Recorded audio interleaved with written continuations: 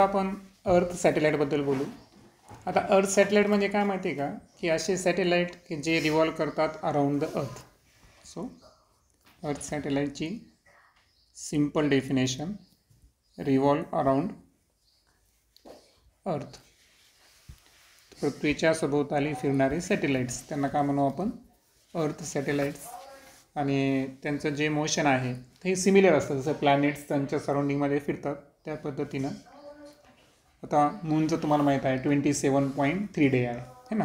अर्थचं स्वतःचं सेल्फ म्हणजे पृथ्वीभोवती फिरण्यासाठी 365 दिवस आणि 6 तास लागतात, म्हणून दर 4 वर्षाला लीप वर्ष येतं. ओके. सो आता आपल्याला काय करायचं माहिती आहे का, की एक सॅटेलाईट आहे की तुम्हाला माहीत आहे की सपोज हे एक आपण अर्थ आहे असं कन्सिडर करू, बरोबर आहे का.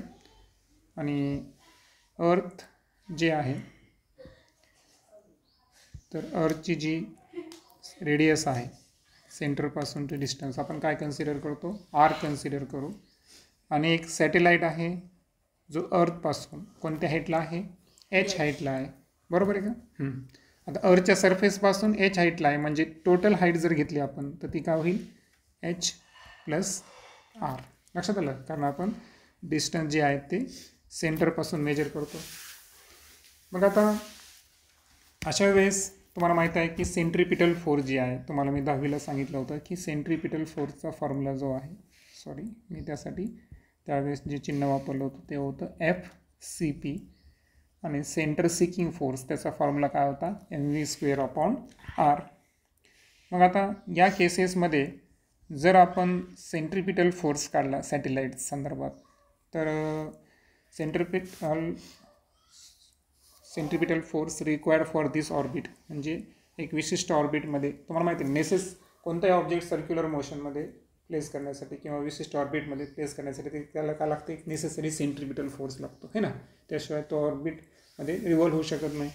सो तो सेंट्रिपिटल फोर्स यानुसार जर पाहिला आपण तर एम, सॅटेलाईटचं मास काय आहे एम, त्यानंतर v² डिस्टन्स जे आहे ते काय असेल r प्लस एच. हा जरा सेंट्रिपिटल फोर्स, आणि हा सेंट्रिपिटल फोर्स सेंटर सिकिंग आहे. सो म्हटल्यास काय करतो मी, हे ॲरो तुम्ही पुन्हा कन्फ्यूज होताल.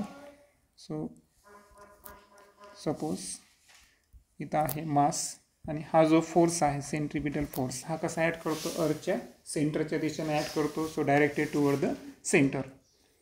आता हा सेंट्रिपिटल फोर्स कोण प्रोव्हाइड करणार, gravitational force of the earth. म्हणजे सॅटेलाईटला तर नेसेसरी सेंट्रिपिटल फोर्स लागायला, पण तो सेंट्रिपिटल फोर्स इथं कोण प्रोव्हाइड करणार, अर्थचा ग्रॅव्हिटेशनल फोर्स.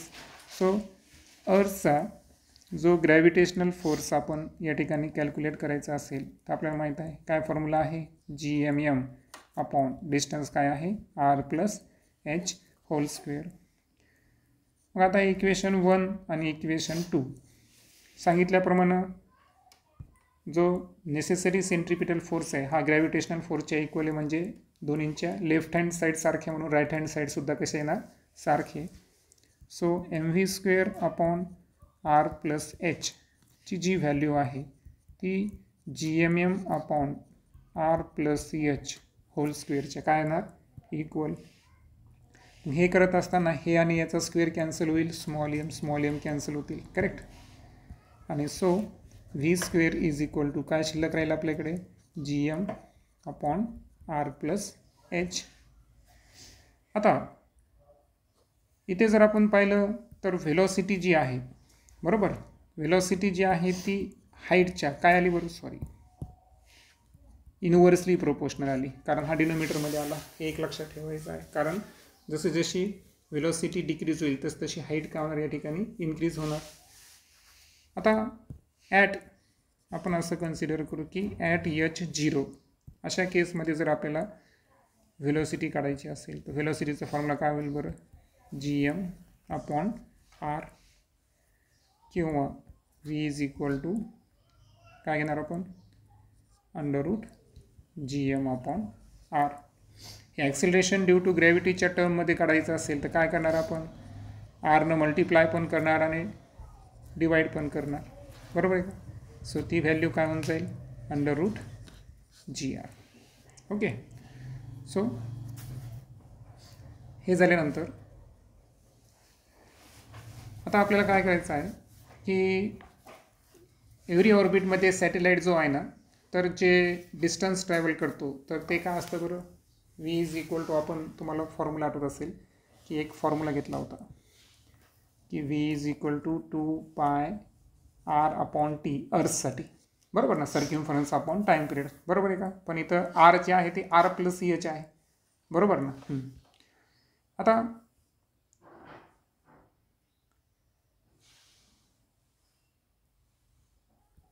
तर या फॉर्म्युल्याला जर आपण कॅरी केलं आणि या केसमध्ये, आजच्या केसमध्ये जर आपण काय काढलं की टाईम पिरियड जर काढला, तर इथं पाहिजे तुम्हाला T इज इक्वल टू काय होऊन जाईल, 2πr/v. तर या संदर्भात जर आपल्याला टाईम पिरियड काढायचा असेल,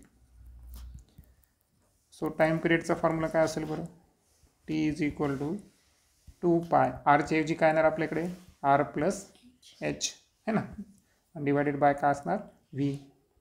आता R + असताना V ची जी व्हॅल्यू आहे आपण आता कॅल्क्युलेट केली होती. ओके.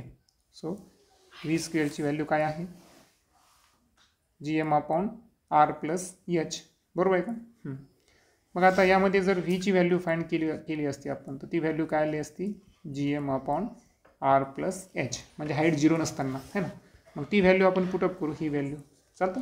ही व्हॅल्यू जर पुटअप केली तर काय होईल बरं, 2πr + H. आता या दोन्ही व्हॅल्यू अंडररूटमध्ये, तर त्यांना आपण सेपरेट घेऊ शकतो ना. पहा इथं √Gm करतो आणि ते R + EH, हे सुद्धा अंडररूटमध्ये घेणं काय, घातांक 1/2 घेणं काय एकच आहे. सो 2π तुम्हाला माहिती आहे 1 + ½ 2 1 = 2 + 3 3/2 होऊन जाईल. सो 2πr + EH किती झालं हे, 3/2 अंडररूट काय आलं, Gm. ओके. सो आता आपल्याला काय करायचं आहे की टाईम पिरियडचा हा फॉर्म्युला तर आपल्याकडे आला. आता आपल्याला स्क्वेअरिंग बोथ साईड करायचं. ओके. सो वाटल्यास मी लिहितो इथं, squaring both side. So squaring both side केल्यानंतर जे इक्वेशन आपल्याकडे प्राप्त होतील ते काय होईल, T² इज इक्वल टू काय होईल, 4π². हा Gm निघून जाईल का, अंडररूट निघून जाईल, काय राहील, Gm इंटू क्यूब रूटचा स्क्वेअर केला तर क्यूब राहील फक्त शिल्लक. सो R + H हे काय होऊन जाईल, क्यूब. 10वीला आठवत असेल तुम्हाला 4π²/Gm हा कॉन्स्टंट K असतो, करेक्ट. सो त्याला आपण केप्लर्सच्या लॉमध्ये शिकलो होते, बरोबर ना. सो इथं काय होईल, T² इज इक्वल टू काय आला, K इन bracket R + H whole cube, where K is equal to 4π²/Gm. Okay. तर त्या कॉन्स्टंटची ती व्हॅल्यू. मग आता होतं काय की हा फॉर्म्युला झाला टाईम पिरियड संदर्भात. मग आता या केसेसमध्ये